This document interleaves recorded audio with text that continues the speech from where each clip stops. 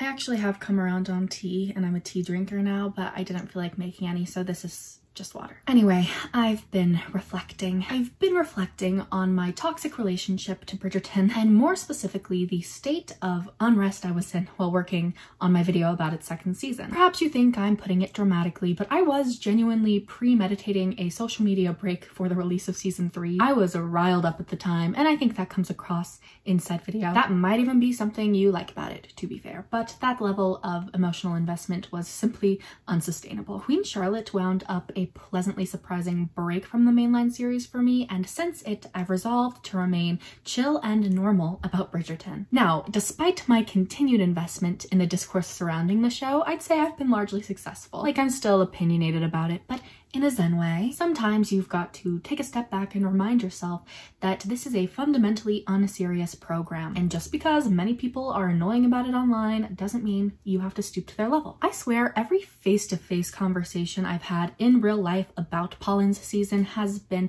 delightful, friendly, and nuanced. But the second I hop on Twitter, TikTok, or even Reddit, I can't avoid all of the catastrophized takes that leave me wondering if an entirely unique cut was uploaded to my Netflix profile. Not to be a centrist, but I don't mean to single out either side of the aisle here. Lovers have been weird, haters have been weird, and my hope is that whether you agree or disagree with what I'll say today, you'll exit this video having had both a normal and chill time. So then, what's the headline? What did I think of Bridgerton season 3? Well, I'd describe myself as feeling equal parts critical and defensive. I have mixed feelings about the stylistic changes we saw implemented under the new showrunner. I definitely don't think Colin and Penelope's love story was executed as well as I'd hoped, and yet a lot of popular criticisms I've noticed in circulation don't speak to me. Mind you, I haven't read or watched every review, and in fact have tried not to, as I often do when I myself am working on a video about something. I'm sure there's plenty of balanced coverage out there. I've seen some of it, but overall I've had this feeling like people are pointing their fingers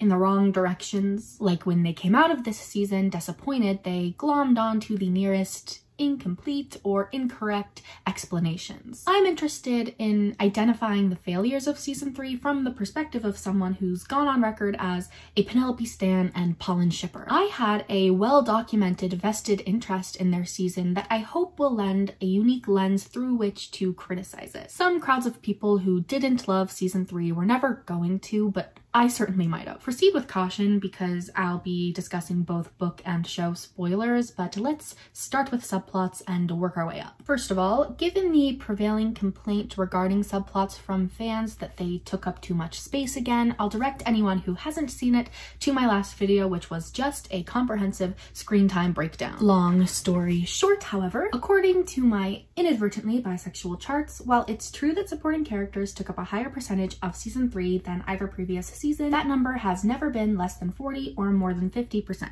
In totality, season 3 dedicated about 25 more minutes to subplots than season 1 did, which is the widest disparity represented here, but averaged out, that's only approximately 3 minutes per episode. In my actual episodic analysis, I found the supporting cast and leads overall to be neck and neck outside of 2 key episodes. Ironic side note, subplots peaked in the episode titled after the book, which would be fine if Polin's share of it at least fit the title, but it doesn't. That's the episode Penelope spends actively avoiding Colin and pretending to be unwell. If I had it my way, episode 2 would have received the honor because for all intents and purposes, it's when Pen romances Mr. Bridgerton. Point is, I can't prove that some audience members didn't feel those 3 minutes per episode, but especially considering Colin and Penelope had the unique privilege of multi-season development, I personally don't think the margins are wide enough to back up anyone whose critique begins and ends with Polin had to share their season. News flash.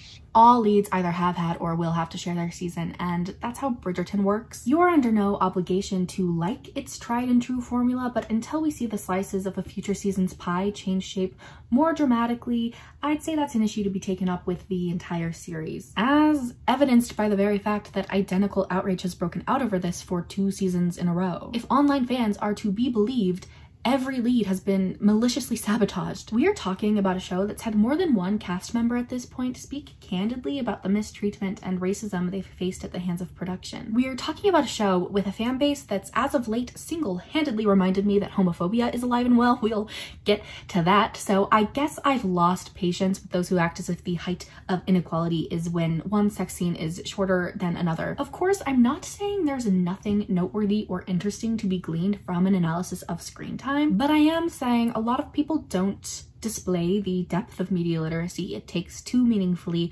dissect stuff like pacing and structure. More often than not, when you come across somebody whining about screen time, they're arguing from fairness because they're involved in an imaginary contest over whose favorite pairing will win the day. That's not how it works. That's not how any of this works. Still, screen time having proven to be a recurring point of contention among viewers, I want to believe that y'all are picking up on legitimate underlying issues, even if you're misdiagnosing them. And I have a few theories. 1. Perhaps an unintended consequence of this show's production schedule is that every other year when a new season finally rolls out, many fans have simply forgotten much of what came before. It makes sense that we'd all remember the A-plots, the main events, but does everyone recall kicking it with Jack, catching up with Eloise, having a blast with Charlotte, chilling with Marina? I wonder. It certainly doesn't seem like it sometimes. On the more substantial notes of theories 2 and 3, allow me to reiterate what I've said before about the first season being more cohesive than the second or third, both structurally and thematically. I'd rather not dwell on either count because, believe it or not, I do eventually want to move on from the screen time conversation, but suffice it to say, there are absolutely valid issues to have with how subplots are edited and integrated into each season. Take, for example, the absurd placement of Benedict's menage a trois. I was thrilled to see his fluidity confirmed once and for all by this encounter, but its pacing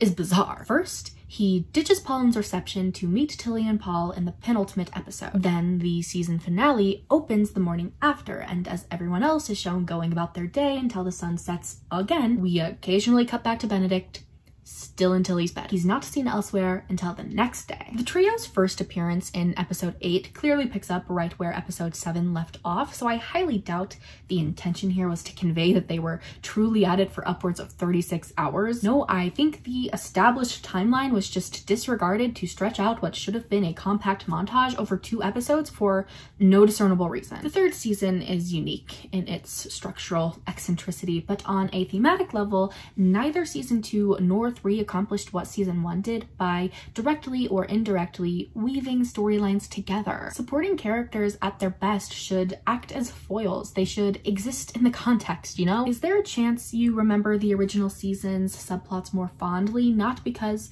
they commanded 25 minutes less time, but because they were better coordinated? What we're doing is stopping short of that question when we assume cumulative screen time totals are the be-all and end-all. Feel free to question who and how much, but in the interest of what, when, where, and why, I'd like to go over each prominent storyline individually. My first introduction to Marcus was some premature grumbling on Twitter from people who assumed whoever he was, he would irreparably destroy Violet and Agatha's friendship. Knowing now that Lady Danbury's problem would be with her brother and that her disapproval would stem expressly from a desire to protect her dear friend from him, I have to laugh. It just goes to show you how miserable this phantom can be. Every move Shondaland makes, every little tweet they put out must be interpreted as some kind of crime against the audience. What ever happened to chilling out? Anyway, as far as what actually did go down between these characters, I'm not strictly opposed, but I can't help feeling like this wasn't the season for it. Reason being, speaking of narrative coordination, I think both Lady D and Lady B had more relevant missions to accomplish this time around. Coming off of Queen Charlotte, I do realize that Violet's garden was in need of a gardener, but they might have better delivered on her relationships with Colin and Francesca had they not been busy building yet another romance in a season already chock full of them. Patience is a virtue, and I wish they'd held off until Fran's season to introduce series Lord Anderson, because at that point, parallels could have been drawn between widows finding love again. Where Agatha is concerned, I was surprised by how little of her role in the novel was adapted for screen. Full disclosure, I haven't even reread Romancing Mr. Bridgerton. Most of my opinions aren't really based in comparison to it, but if any change struck me as odd and peculiar, it was the minimization of her relationship with Penelope. Lady Danbury is a recurring character throughout the books, but she's not as close to Simon, not as involved with Kate, and if I'm remembering correctly, her most significant connections with heroines are to Penelope and Hyacinth. I actually detected a few hints of the latter duo in this season that I was quite pleased to see. It could be anyone. Anyone? Anyone who has already made their debut. Anyhow, I'd also describe their respective stories, the 4th and 7th installments, as having the most going on outside of romance. They both center little treasure hunts, and in Romancing Mr. Bridgerton's case, I'm referring to the hunt for Lady Whistledown. Seeing as the character of Queen Charlotte was a show addition, it wasn't her that put a price on Lady Whistledown's identity, but Lady Di herself. In my memory, because she was bored, so she ruined lunch, purposely. Don't hear what I'm not saying though. One thing about me is I'm not dogmatically opposed to adaptational changes. It makes perfect sense to me based on the beef established between Charlotte and the gossip column that she'd be the one to put out a bounty on its author instead. I'm not really perturbed by the fact that Penelope and Agatha aren't as close in the show either, mainly because she has a more complex and satisfying dynamic with her mother than in the books, and I read Lady Danbury as sort of a maternal figure for her. In any capacity, what I'm saying is that Lady Danbury still belonged involved in the Lady Whistledown plot. I mean, she's tight with the Queen. They could have been in cahoots, or more could have been done with the twist that was her knowing all along. She could have been shown throwing Charlotte off the scent or subtly defending Penn sooner than the finale. For an adaptation that's worked so hard to expand the world of its source material, that's worked to flesh out this particular character, I struggle with its decision to do away with some of her major contributions to the novels. I respect the motivation behind providing her a B-plot of her very own instead of assigning her to meddle in the A-plot again, but doing so might have had the adverse effect of making her feel more sidelined, less involved than ever. Why not hold off on writing in a brother for her to fight and make up with until you're hard-pressed for Lady Danbury content? Why now when you're adapting the first story that she was already integral to? I'll leave it at that. Marcus feels to me like a character made up of the prequel's deleted scenes, edited into the wrong place and time. On the topic of Queen Charlotte, like I mentioned, Polin's season was undoubtedly the opportune moment to wrap up Charlotte's long-standing search for Lady Whistledown, but I've seen many fans express dissatisfaction with the arc's conclusion, with any potential blowback for Penelope's years of exposing and insulting Regency London's ruling class being left for another day, all because the Queen said, "Let there be gossip." I do agree that it didn't make for a realistic ending, but I can't say I expected different. In my video about her spin-off, I argued that Charlotte's job in the mainline series is to wave her magic wand when the writers tire of conflict they created. Bridgerton's greatest strength has always been setup, and its biggest weakness has always been payoff. I was so defensive of alterations made to the Viscount Who Loved Me for season 2 that I didn't really get into this in my video about it, but a downside of all of that added intrigue and drama was that they did write themselves into a bit of a corner. The show's format and genre require that every season ends with a happily ever epilogue. So when, by the second to last episode, you've tarnished the titular family's good name to the extent that polite society refuses to associate with them, what else do you have time left to do besides stick the Queen on the case? You guys are in a crisis. I'm on my way. Beautiful indeed. Do they not? Do they not? Yes. I put money on seeing this trend continue into season 4 as well. Should it take after the book, a major obstacle for Benedict and his love interest will be that she's of the servant class and therefore an unfit match for him. An offer from a gentleman answered for that by making them live out a quiet life on the countryside. But when you have Queen Charlotte at your disposal, solver of racism, who's to say she couldn't solve classism too? Or at least make an exception. I imagine we'll see Sophie and Benedict debut as a couple at some event, and Charlotte will shut down any ladies of the time snickering about who let in the poor little rat girl. I'll be at least shocked, if not also impressed, if it doesn't go down something like that. In short, It's fair to criticize the lack of Lady Whistledown fallout seen thus far, but that doesn't make my personal list of grievances because at the end of the day, I don't watch Bridgerton with the expectation that its socio-political elements will be handled with realism at the forefront. I mostly showed up to watch people kiss, so.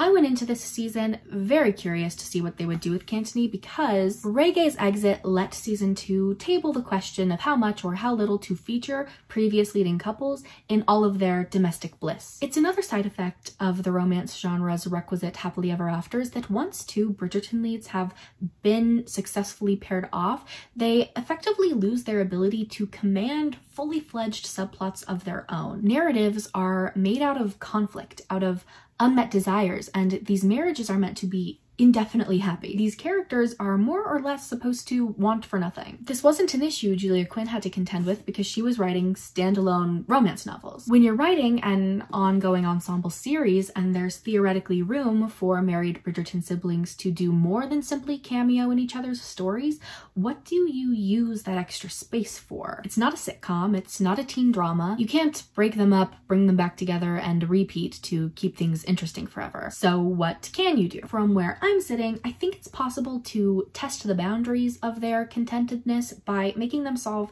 external problems rather than by creating problems within their relationships. Colin and Penelope, for instance, will likely need to deal with Lady Whistledown's repercussions moving forward. And in Kate and Antony's case, being the Viscount and Viscountess, it would make sense for them to defend the household's name whenever it's under fire. Sort of like how Antony was the one to step in and deny the Queen's accusation. The role they took on in season 3 as love doctors also made a lot of sense to me. I absolutely wouldn't mind seeing them dole out advice to future lovelorn leads as well. All of the couples are meant to be aspirational to a certain extent, but an advisory role particularly suits their eldest sibling thing. The gist is that, in my opinion, they were interwoven into the fabric of this season about as well as they could have been. A few romantic scenes as treats, progression in the form of a pregnancy, odes to their other relationships, moments of comic relief. That's plenty of ship-sustaining content for a pairing that's passing the torch, not to mention a pairing played by booked and busy actors. Trust, I wouldn't want to see Polin much more or less next season or Benefy the season after, but the cast is only going to get more crowded, so I'm interested to see where we go from here. By season 8, the Bridgertons will promenade 2 by 2, like the Cullens. Consider everything I said earlier about the editing of Benedict's threesome as a hint at my thoughts on his arc overall, which is to say that in the end, I was happy with where we wound up. I've been wanting to see his bisexuality or pansexuality canonized, but I was puzzled by their approach to accomplishing that. He and Tilly shared the second most screen time of any romantic pairing this season. So if you need further convincing that not all screen time is created equal, ask yourself whether they're the pairing you are second most invested in. They certainly don't make my podium, and I can't say I was invested in him and Paul either. Just like I wasn't invested in him and Tessa or him and Genevieve. Why? Because neither was he. I'm not certain that Sirius is what I want. It's one thing for the show to whore him out sparingly, but season 3 poured a lot of extra tender love and care into his annual dead-end situationship, all the while severely underdeveloping the character who'd actually serve as his gay awakening, just for both Tilly and Paul to come across like means to the end of exploring Benedict's sexuality. Ideally, in my opinion, they would have reintroduced the character of Henry Granville to finish what he started, rather than replace him with some lady. I'm talking, of course, about the artist from season 1 who first introduced Benedict to concepts like homosexuality and non-monogamy. I don't get why we needed Tilly to reintroduce him to those same concepts. Last season left Benedict feeling discouraged about painting after he found out that Antony paid his way into art school. Perhaps a blow like that would make him want to reach out to his old pal the artist for brutally honest feedback on his work. Perhaps that would mark his return to the debaucherous party scene where he might meet a Paul-like figure. Now I'm writing fanfiction, but I do long for that kind of interconnective tissue between seasons. I understand why they didn't resolve Benedict's artistic blockage. I'm pretty sure they intend for Sophie to become his muse, but I don't get the choice to ignore art entirely, not to follow up on his irritation with Antony at all. Wasted potential, if you ask me. Regardless, I am stoked for his season and excited to meet Sophie. An Offer from a Gentleman is my second favorite of the book series, and assuming they solve for the worst of Benedict's behavior in it, I'll be a happy camper. I mentioned in my last video that I was frustrated by complaints regarding the influx of screen time for Will and Alice, and I got a few comments that were like, you don't get it, the problem isn't their screen time, it's the way it was used. This is something that tends to happen when I respond in videos to opinions I've genuinely come across that are too stupid to believe, I guess. People with related but more nuanced perspectives will defend to me the validity of their view. But if ever I counter an argument that you disagree with, trust I'm not arguing with you. I'm never trying to strawman anybody, meaning I don't twist reasonable takes into something they're not. I hate to break it to you, but there are very real and loud people out there saying that the problem with the mondriches is that they're still here. Granted, I don't think it's inherently wrong to believe a show would be better off without a certain character or two. I stand by saying we didn't need Tilly. But if you're going to make a case against the mondriches, it better be an informed one. Many Black writers and commentators have posited that the people behind the show put in legwork to keep the Boxers family around past season 1, at least partly because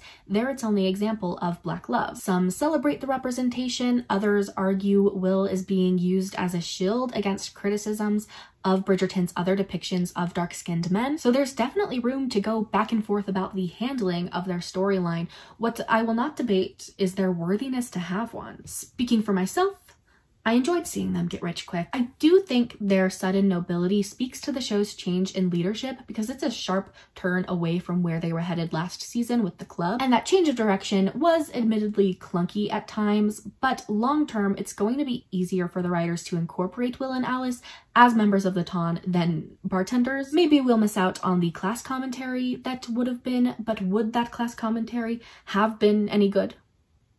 It's doubtful. Come next season, they could still connect with Sophie over matters of class anyway. And on that note, their connections or lack thereof to other characters are what I've seen more valid criticism about. I disagree on one hand and agree on the other. A lot of people seem to have forgotten the groundwork season 2 laid for the mondriches to expand their social circle beyond Simon. I mean, Will and Colin had a whole little arc there, but could season 3 have done more than it did to develop and remind everyone of that relationship? Might doing so have tied everything together more neatly? Perhaps.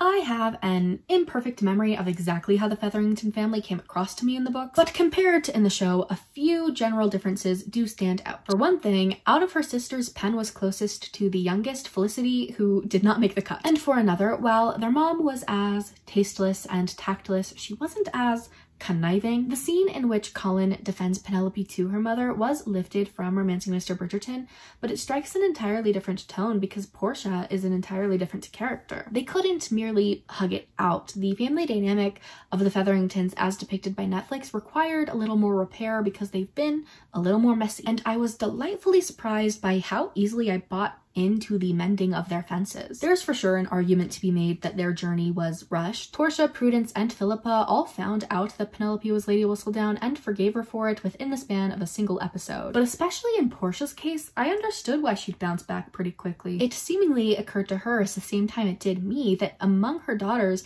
Pen inherited most of her cleverness and craftiness. Without ever really mulling it over, I suppose my expectation for Penelope's season was that she'd stick it to her family and emotionally disown them or something, but I still preferred seeing them heal, and I didn't even realize I wanted that. If their household's role is reduced moving forward, I'll be satisfied with this conclusion. As for Prudence and Philippa, their comedy played better to me than ever before, perhaps because their husbands put an end to the butt of every joke being their desperation for marriage. Inserts himself? Inserts himself where? All in all, the Featheringtons were a highlight of season 3 for me. Another highlight of season 3 for me was the friendship triangle between Penelope, Eloise, and Cressida. Gun to my head, I'd tell you the best executed arc this season was the reconciliation of the former two, and it's such a relief to feel that way because, if you recall, I was worried for them. I thought skipping to Polin's story with Penelope and Eloise on bad terms was a no good idea, but it all slotted together quite nicely. Tracking the screen time of individual characters helped me realize that one of each leading couple's major obstacles novels has always taken the form of a meddling sibling. The third most prevalent character in season 1 was Antony, the third most prevalent character in season 2 was Edwina, and Eloise took bronze this time around. The timing of her falling out with Penelope coalescing with Colin's falling for her added a juicy layer of drama to the whole thing, and I wouldn't have had it any other way. In my eyes, this friendship has always been the heart of the show. That very well might not be true to your viewing experience, as Bridgerton is filled to the brim with other valuable and compelling relationships, even discounting every season's central romance. But I said in my first ever video on the subject that Eloise and Penelope were my favorite characters, and bearing in mind that I'm also fond of almost everyone else, such has remained true. Add Lady Danbury to the mix and that's my holy trinity. I've noticed an eagerness from fans to pick sides between them, and don't take that as an admonishment because I think it's a sign of well-written conflict. Well written or not though, as a lover of both girls, I'm sure glad it's over. We're so back, and their slow return to normalcy felt earned by every small act of kindness they showed each other. I'd say they're better friends now than they were before. I didn't anticipate for Cressida to play the role in it all that she did, but mark me down as a new fan. Truthfully, I've come to ship her with Eloise, but operating under the assumption that that's a pipe dream. The revelation that their friendship was deeper than just a ploy to get back at Penelope, and the further exploration of Cressida's point of view worked for me. Presumably out of loyalty, many of my fellow Penelope defenders still have it out for Cressida, which is especially unfortunate because behind the anonymity of a pseudonym, they're kind of two sides of the same coin, complete with remarkably similar motivations. I'm personally hopeful that we'll see the two connect someday, and speaking of, I suppose the reason why I don't fall squarely into the camp of people disappointed by where we left Cressida is because I'm thoroughly convinced that we haven't seen the last of her. There was actually a ludicrous theory floating around that Cressida would be Sophie, which has been mercifully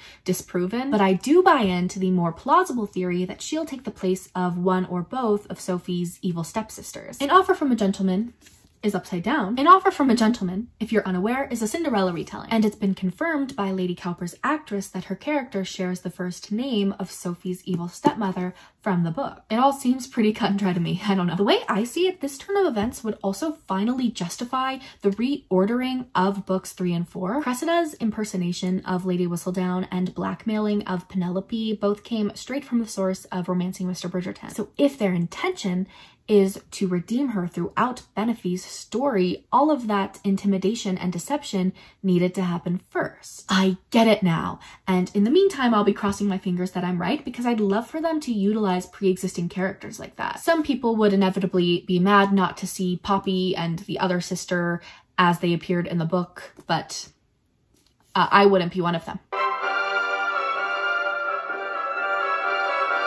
Gotta gear up for this one. This one gets me heated. I'm confident that when I implied the backlash against Michaela was homophobic, somebody watching this video balked at the accusation. Hell, they might have clicked away. But if you are still around, I'll give you that whether or not your personal feelings about the gender bending of the 6th novel's male lead are homophobic depends on your unique opinion and the manner in which you've chosen to express it. While I can't relate, I can conceive of why a book loyalist might be bummed to find out their favorite character won't come to life as they'd envisioned. It's not just a surface level alteration either. There are gendered elements to the narrative of When He Was Wicked that will inevitably change shape. I'm down to discuss our wishes, worries, hopes, and fears regarding what's to come. You know what I haven't been hearing a lot of though? Gee, Michaela's gonna take some getting used to. I'd have loved to meet Michael, but I won't knock it till I try. It's totally possible that they will, but it'll be disappointing if they don't manage to rework Francesca's fight with infertility into the reimagined version of events. As much like one's coming out, that's a valuable and relatable experience to represent on screen. Nope, that's not what everyone sounds like, and that's not what they're all saying. Classified under homophobia, derangement, or both in my book would be 1. Taking it up with the actress. 2. Petitioning to reverse the change under the misguided impression that fandom awards you ownership over its subject. 3. Condemning so-called forced diversity under Shonda's unrelated celebratory Pride Month post. And 4, accusing Jess Brunel of self-inserting her sexuality, not to mention retroactively labeling sapphic characters from shows she's previously worked on as self-inserts, whether or not she even wrote for them. If anything has tested my promised calmness, coolness, and collectedness, it's been all of this hysteria over a change with so much potential. It's been all of this posturing like y'all are mad for a more noble reason than that you'd rather she were a man. It's been all of this mourning and aggrandizing a fictional colonizer. Grow up and grow brains, you losers. Tell me, what show did you think we were watching? Causing a stir over forced diversity in Bridgerton is wild, because while I'd prefer to call it something like intentional inclusion, forcing diversity is the show's whole MO. It's famously meant to be color conscious as opposed to colorblind, and its success at that will always be ripe for discussion. But for all of its many faults, inclusivity has been instrumental to the popularity of the series, as well as inextricable from its identity. If you haven't been patiently watching and waiting to see which Bridgerton sibling or siblings would end up with someone of the same gender, you've been exhibiting an impressive lack of foresight. Fact is, this hasn't been a faithful adaptation since season 1. If your philosophy on adaptation is that loyalty should always be of the utmost concern, you can hate it for that, but you can't stop it. Comparing and contrasting it to the source material, thoughtfully analyzing the positive and negative repercussions of alterations it makes, is fair game. I do that. I'll continue to do that. Ranting, raving, and raging about changes that have yet to even come to fruition, so much that Julia Quinn has had to put out a statement of support, is decidedly not the same thing. Who's holding you hostage and forcing you to watch this show? Log off of Netflix, reread the inferior books you love so much, and simmer down. With that off my chest, I do apologize that defending Fran's future has taken precedence over reviewing her present today. But I'm both happy and sad to report that I've taken a liking to John. I didn't read as much dissatisfaction with him into lingering shots of Francesca as others seemed to. Maybe because I doubt they'd have played it much differently hadn't they gender bent her endgame. In other words, I didn't read queer subtext into it that she's a lesbian. I don't think they meant to put into question whether she truly loves John. If Michael were still Michael, I imagine they would have drawn this same distinction between her sensible connection with John and her eventual reckless passion for him. I'll be reserving further judgment until we've seen more, as should you. Oh, my throat is starting to hurt. Luckily, I have my water, my teacup water. At long last, I'm ready to talk polin. I'd like to cover them as individuals first, then go over their romantic progression, and I want to start with Penelope. Ever since she was revealed to be Lady Whistledown way back in season 1, ever since I went on to read for myself the differences between book Whistledown and show Whistledown, I've been drowning in stuff to say about Penelope Featherington. I've gone on and on about the advantages and disadvantages of utilizing the gossip column to more dramatic effect than the novels did. I've put myself in the shoes of her critics and defended her against the worst of their criticisms. What I lack at the moment is much new to say, because I think what season 3 failed to accomplish was change anyone's mind about her. That's not to say that she didn't undergo development. In fact, I found her evolution a great deal easier to follow than Colin's. She reconciles her multiple personalities, takes accountability for the harm she's caused, and claims ownership over what she's accomplished. I mean to aim my quill more responsibly. That is my repentance.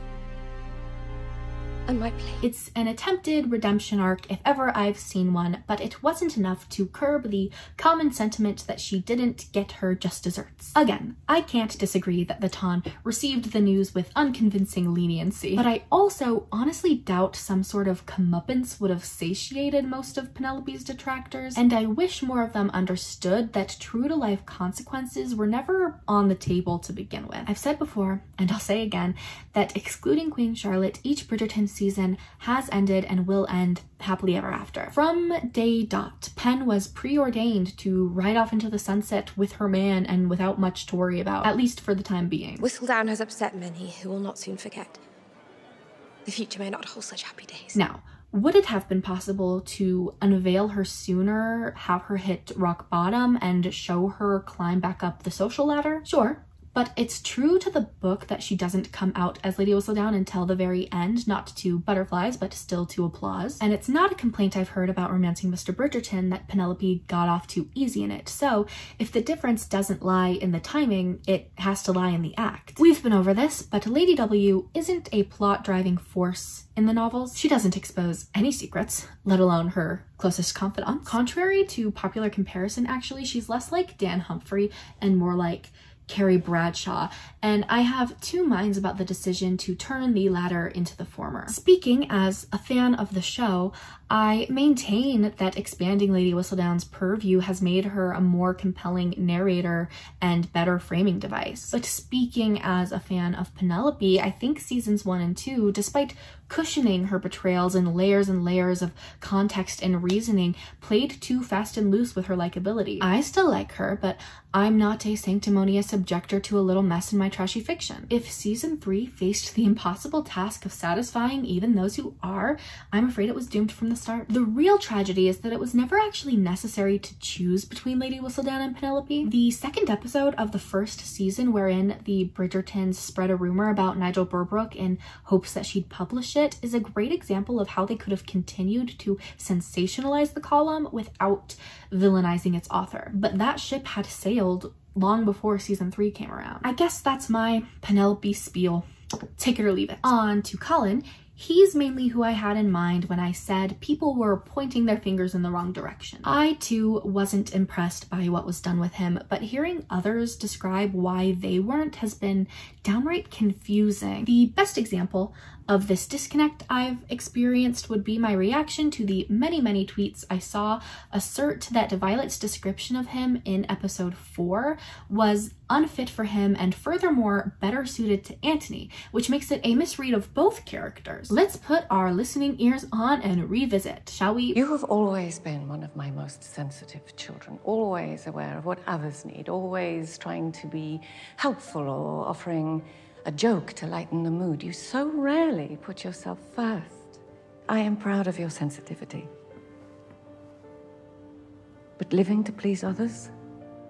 What Violet just described, kids, is a people pleaser, somebody sensitive to the emotions of others and eager to appease them. Describing Antony that way would be straight up defamation of character. The broader trait of selflessness is not one size fits all, and Antony is not a pleaser of the people. He's a parentified eldest sibling deeply invested in the fulfillment of his family, often to an overbearing and or pushy extent. I don't mean to criticize him. Those vivid shortcomings and virtues are what make him such a well-defined character. The fact that Kate is so similar is what makes them a great match. They're freaks who match each other's freak. What they aren't are the subjects of Violet's pep talk. For a season that I feel struggled a lot to distill the character of Colin down into an easily identifiable trait, I think this is the closest they came. To characterize him as a people pleaser aligns with my personal interpretation of him throughout the series at least, and I'll provide my textual evidence for the jury. Penelope, I did not see you there. I'm afraid I cannot offer you that dance, Miss Cowper. I am to escort Miss Featherington to the floor. Colin, you must tell me. Where have they gone? I told them this place was run by an honourable man who serves a good drink.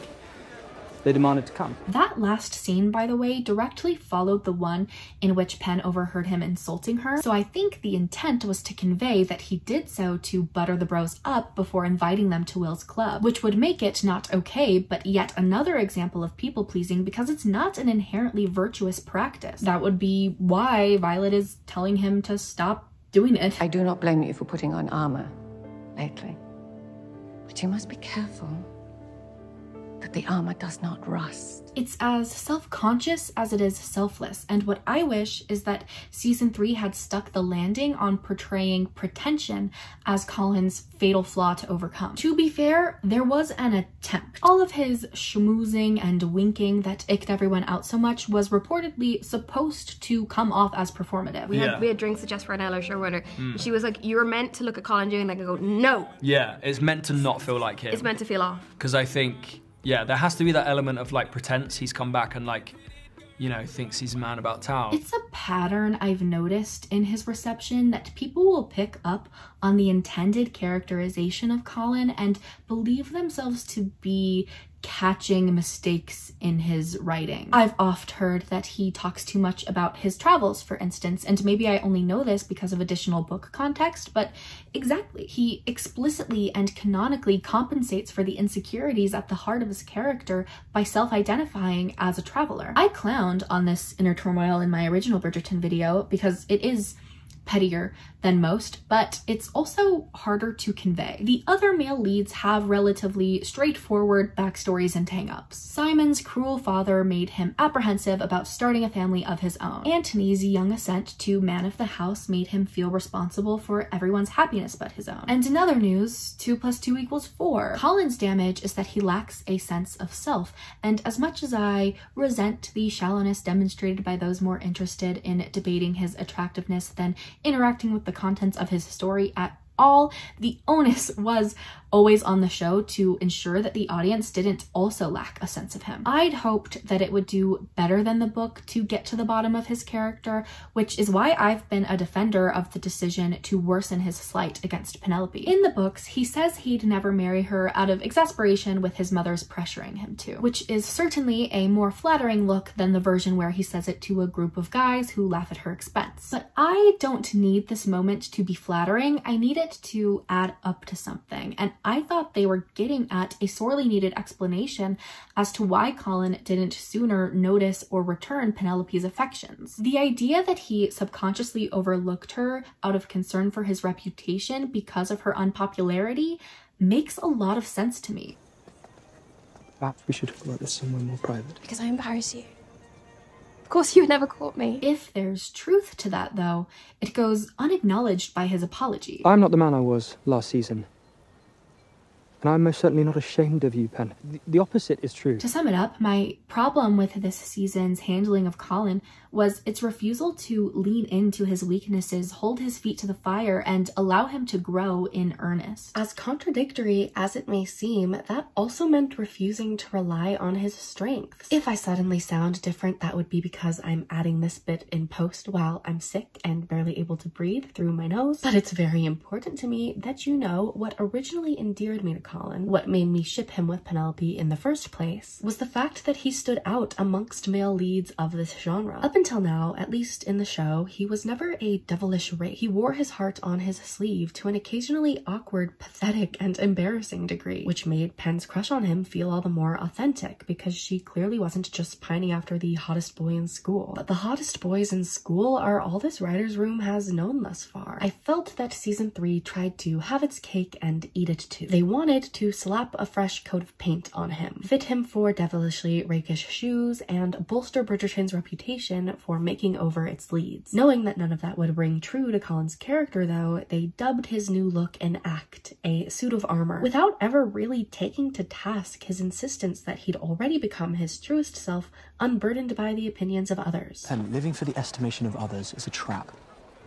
Once you break free, the world opens up.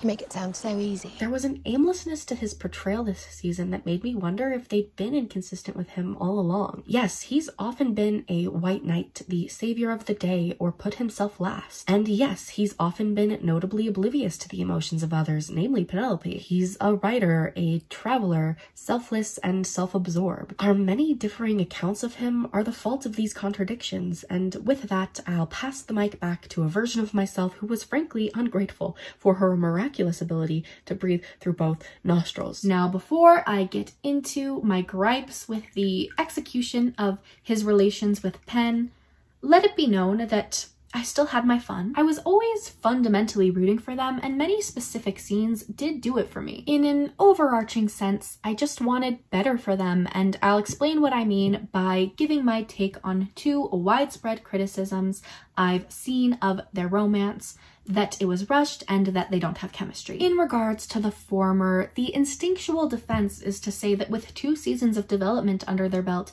it's out of the question that Polin's getting together was more hurried than Saphne's or Cudney's, but I'm afraid it's more nuanced than that. I don't know what other people mean when they say season 3 rushed Polin, but But if I said it, and I'm saying it, I wouldn't mean that it's unfathomable to me that Colin developed reciprocal feelings at the rate in which he did. I'd mean that as an onlooker, I wanted to spend more time relishing that shift. As I reflected on my toxic relationship to Bridgerton, it occurred to me that the prevailing reason why this show has the hold over me that it does is because each season, each sibling's story operates like a case study of its designated romantic trope. In many ways, analyzing romance is my life's passion, and I love to see the individuality of each couple expressed by the visual language and pacing of their story. I think Colin and Penelope's specific combination of tropes, unrequited love, and friends to lovers both thrive in the turning point. If two characters are close but uninvolved,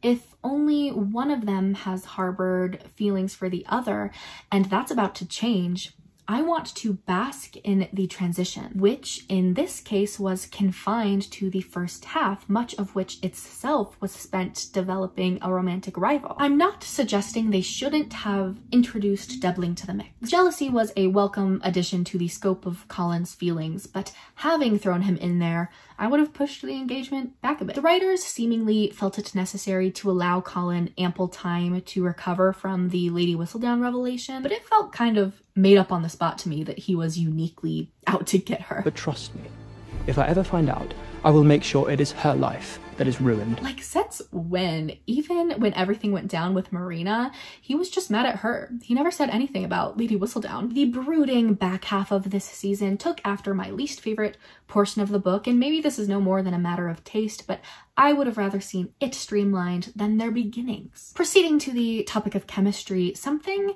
that I've been mulling over since long before I ever heard the name Bridgerton is whether the concept of chemistry has proven useful to everyday media discourse. We've all done it, but to accuse a ship of having chemistry or lacking it is an unevidenced judgment call, and most of the time that's no big deal. I mean, ship wars aren't known to display the height of human argumentation. But when there's an unspoken prejudice in the air surrounding the pairing in question, I do want us to be specific about why we do or don't see it for them. It's true that certain performers play off of each other better than others. That's why chemistry reads exist, but I'd argue on-screen chemistry is cultivated more than it's spontaneous. Lighting, directing, and scene blocking are just a few aspects of filmmaking that undeniably contribute to whether or not audiences feel a magnetic pull between characters. I clarify all of the above to get across that as somebody who's previously always seen it for Polin, the new and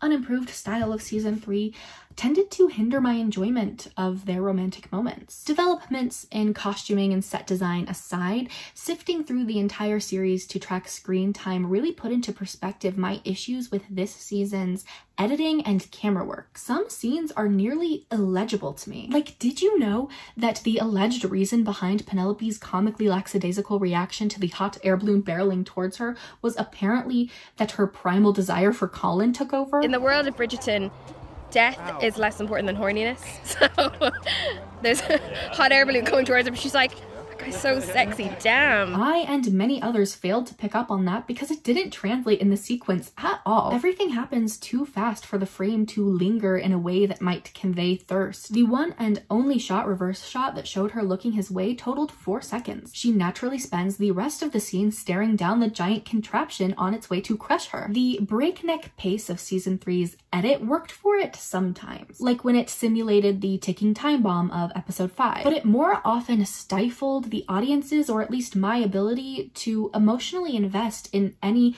one character's perspective. Another great example of this would be the moment when Colin cuts in to Penelope and Debling's dance, which stands out to me because Shondaland put out a behind-the-scenes rehearsal of it that comes off differently. In this casual low-budget BTS, you get about 10 seconds of Luke Newton leaning against a column, staring them down, and it's hot. I would have loved to see it in the final product, where instead, the columns are broken, he does little onlooking before he interrupts, and that interruption is shot entirely through Cressida's point of view because she's about to chase after Debling, lest we loiter long enough in this monumental moment to care. Do you see where I'm coming from now when I say that appeals to the nebulous idea of chemistry do little for me when there are practical elements of filmmaking behind whether any particular scene delivers it? I wish we talked more about that stuff.